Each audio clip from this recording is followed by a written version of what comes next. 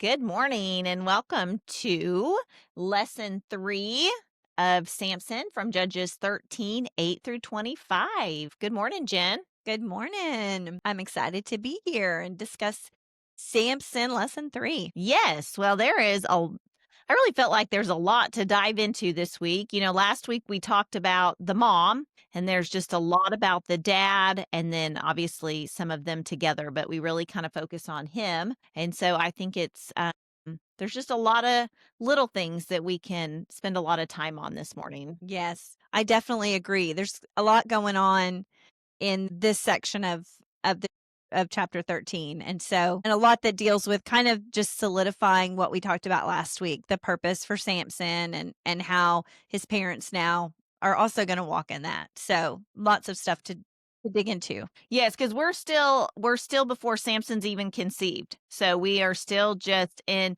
the preparation of Samson's life series here. Right.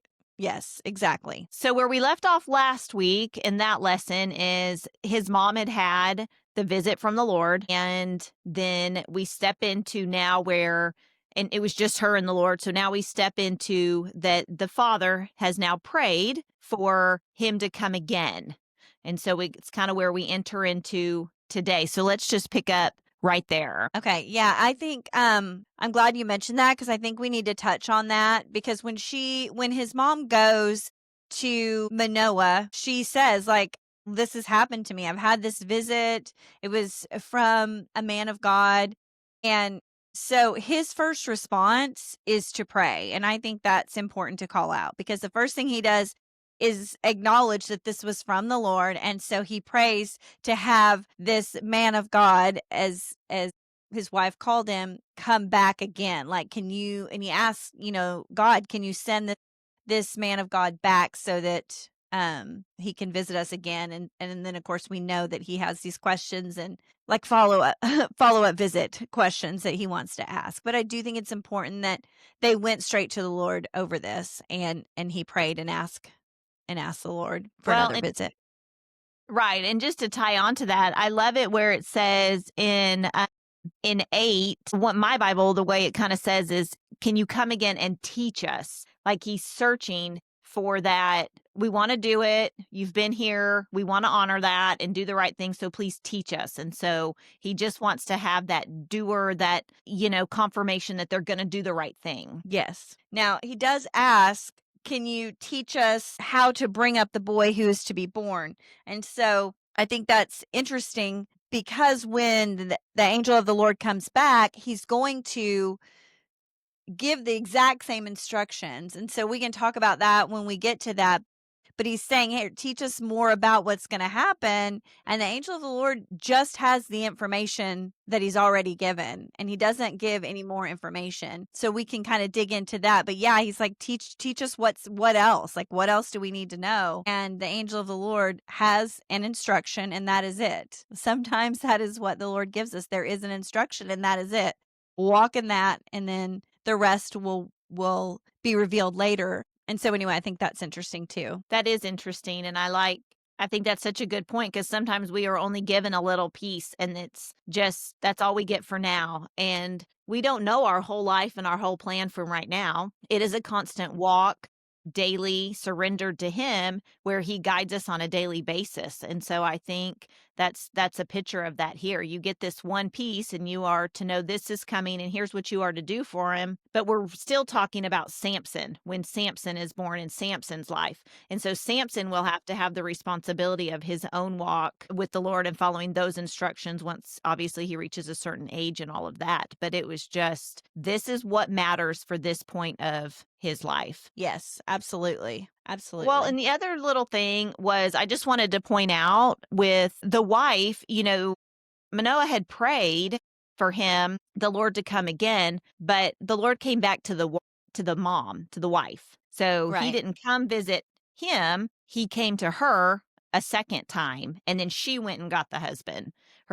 And so I just think, that's important. I think that's important too. I think it speaks to what we talked about last week that this was for her. This was something God had given to her this gift to have this child. However, I think a couple things here. One, I think it speaks to the graciousness of God to allow the angel of the Lord to return, that the Lord would return to them and speak to Manoah about these things. And we know that in that, since we've read this text, we know that it is in these moments when the angel of the Lord returns that it is revealed that this is God, that they have had an encounter with God. And so I think a couple things here. The graciousness of God to answer Manoah's prayer with yes. The other thing is his faith to believe this was from the Lord and to seek more speaks Mhm. to perhaps why the angel of the Lord was able to come back, because there was Mhm. acceptance in this. And then it revealed even further that, hey, you've had an encounter with God. This is a God thing that's getting ready to happen in your lives.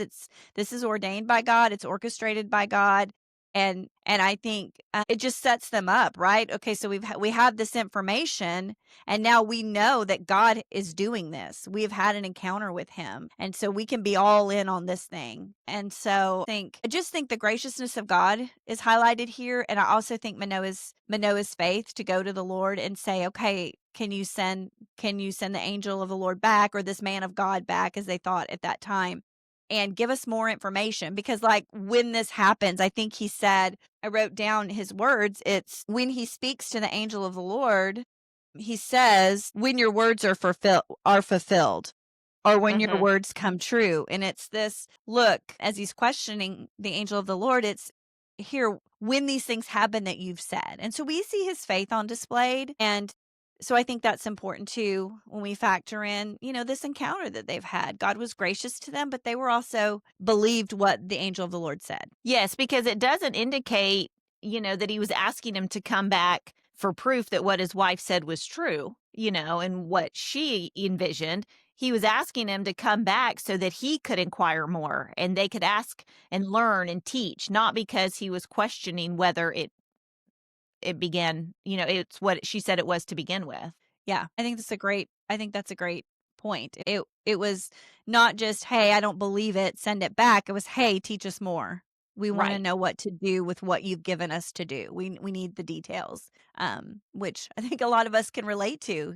Like, go ahead and lay out all the details for us. That was not quite enough information, and we need we need more. I think that's a great point, that it wasn't just like, "Hey, I don't believe you." It's, Right. "Teach us more."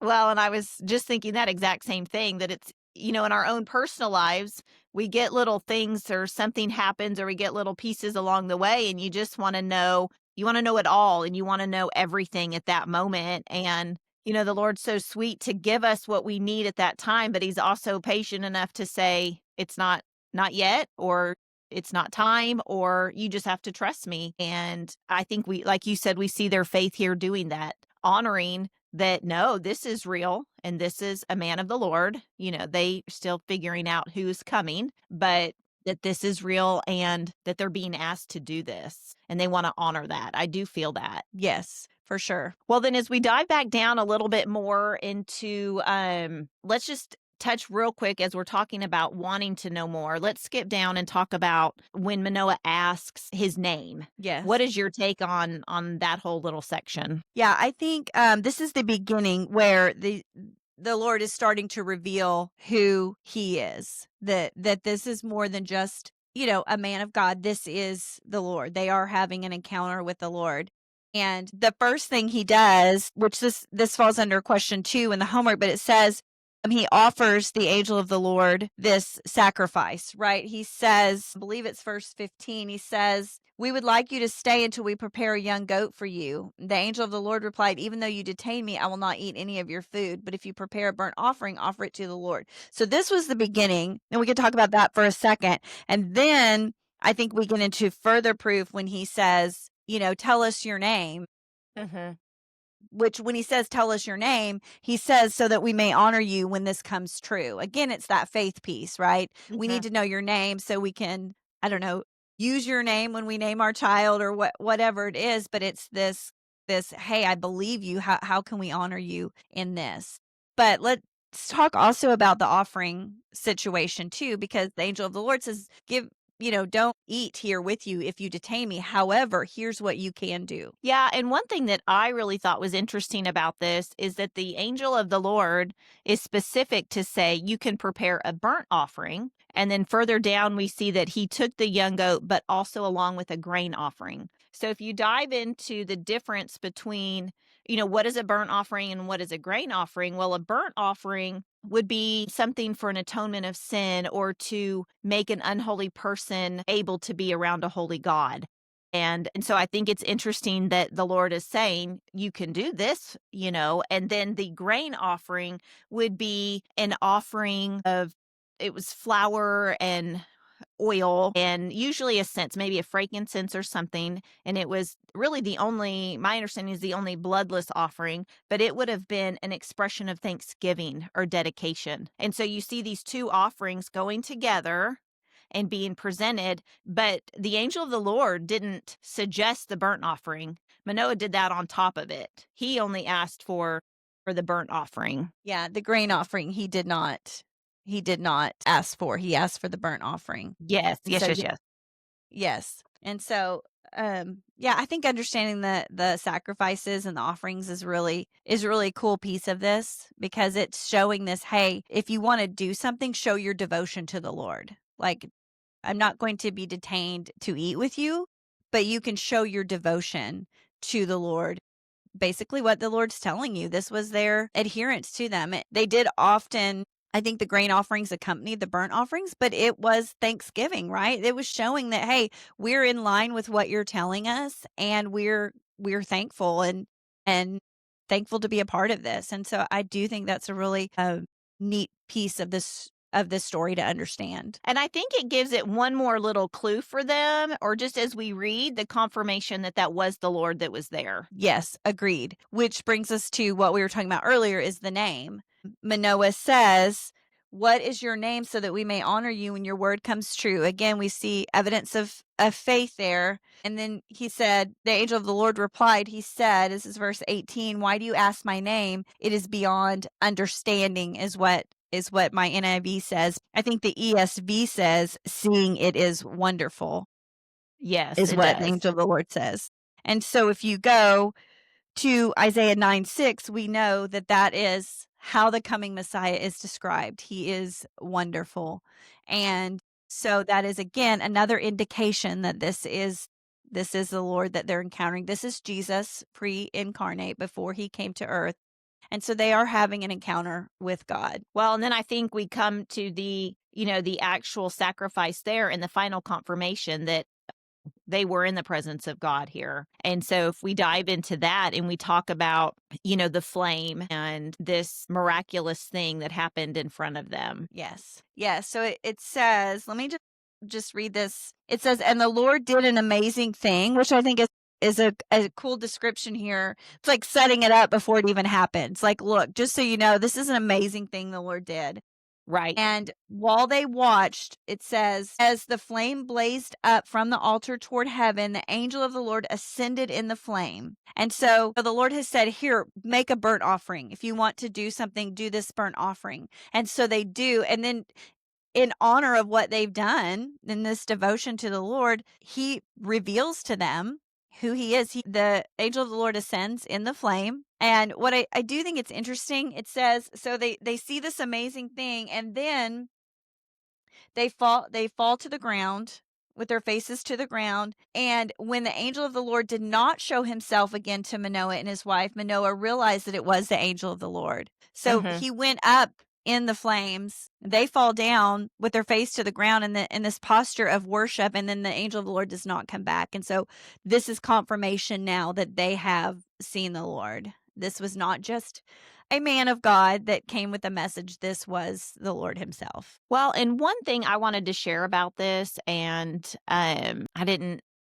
tell you this that I was going to share this, but it just kind of came to me right, today as we were studying it. But when we talk about they fall with their faces to the ground, it reminds me, do you remember that dream I had in high school? And you and I were on the beach waiting for the Lord to come. And as he was revealing himself to us, you and I fell, in my dream on the ground in this type of situation because of the power and all that we were experiencing in that moment. And so it just reminds me of that and confirmation, just in that we cannot forget the power that is surrounded there and the submission of us to come to our face and on the ground and in holy, worship and just reverence, but just the power that surrounds that. Yeah.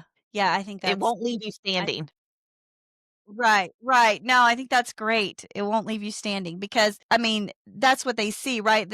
The angel of the Lord goes up, and then when they saw it, they fell to the ground. And so there is something in that moment. We know the power of God. There's something in that moment that just, I mean, their only response is to fall to their knees. They just know in that moment that that is their response, to fall to their Yes. knees, fall to their face to the ground. And so I think that that's it. It's the power of the Lord that you can't stand in that moment. So, Well, and I think it's such we are now seeing, in the next starting in verse um 22, as you said, they now realize what has just happened. They knew that this was special. They knew that they were being called to do something, but now the realization that they are truly have been in the presence of God, and right. their responses are interesting, Yeah. Let's Yeah. dive into that for just a little bit. His Okay. response versus her response. And, it's neat to see them work together through this as husband and wife. Yeah.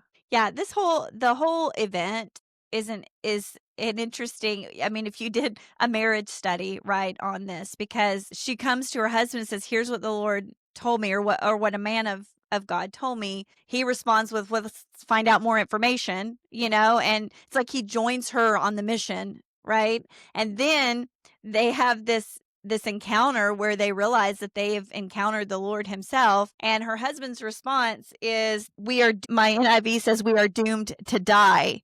And I know, I looked at, I believe, the ESV that says, we shall surely die."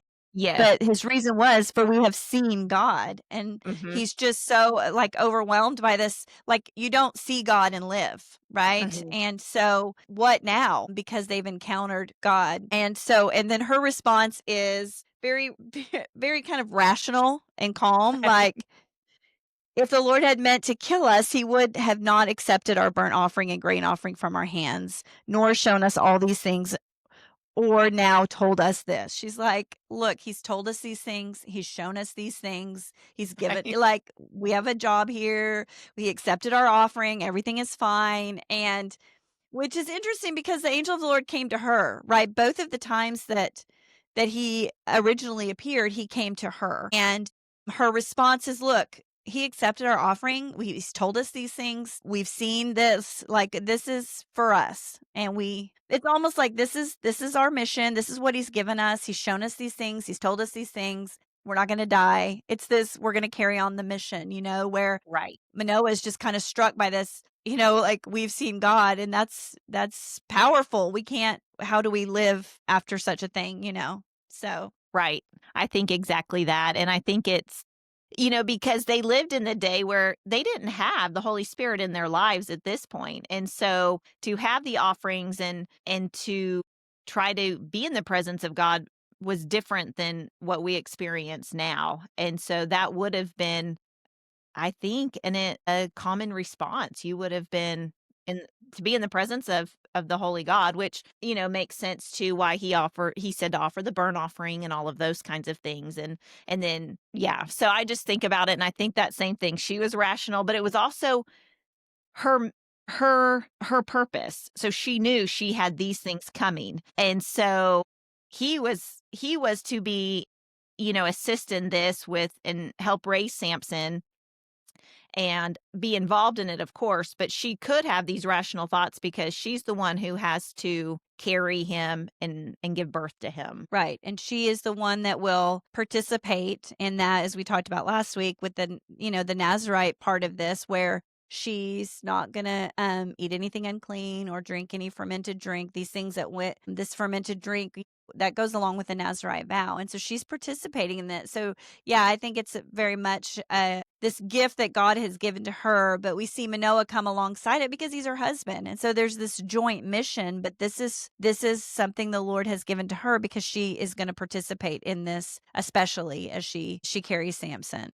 Well, and as we end 13, we kinda jump that kinda ends the pre-story of Samson because, we end with, um, she bore a son and called him Samson, and he grew and the Lord blessed him.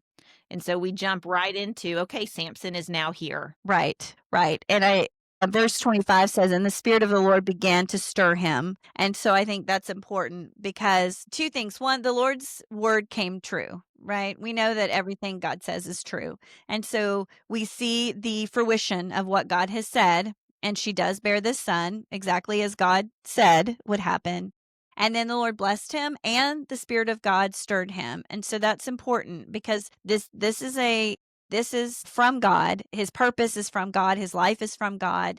And we see that evidenced here as he is born and the Spirit of God is stirring him and the Lord is blessing him.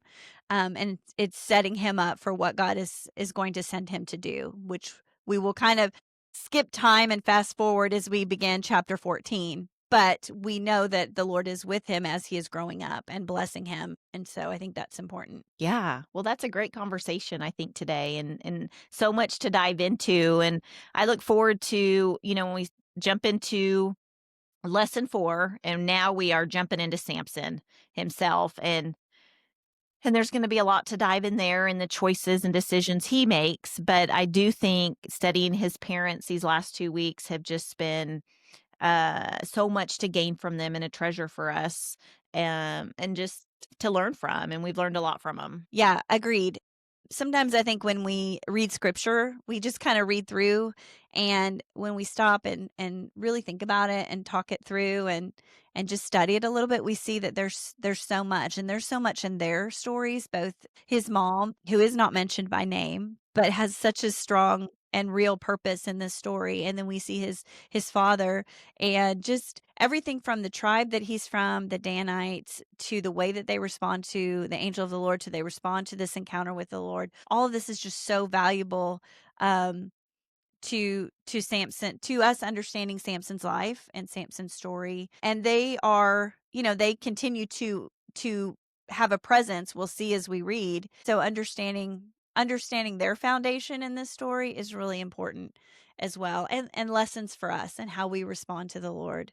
It's been good. I've really enjoyed the last couple conversations over Manoah and his wife. Me too. Me too. And I look forward to next week. So we hope that everybody has a good week studying, and we appreciate you joining us. And again, if you have questions as we go through things, let us know, and we are happy to dive into those and, try to answer any other thoughts that you may have. Yes, sounds All good. I hope right. everybody has a great week. It's been fun. All right. Take care. Bye.